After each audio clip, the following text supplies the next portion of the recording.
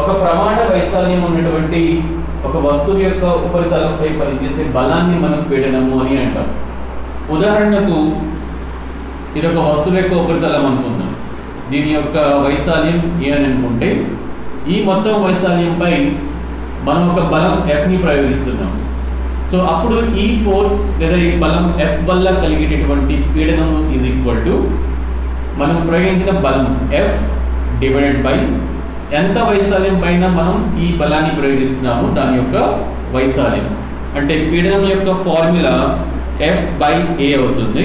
So దీని నుంచి మనం SI యూనిట్స్ రాస్తే SI యూనిట్స్ ఫోర్స్కి న్యూటన్స్ బై ఏరియా, వైశాల్యానికి యూనిట్స్ మీటర్ స్క్వేర్, అంటే న్యూటన్ పర్ మీటర్ స్క్వేర్ పీడనం యొక్క SI యూనిట్స్ అవుతాయి. అలాగే దీనికి బదులు మనం పాస్కల్స్ అని కూడా వాడచ్చు.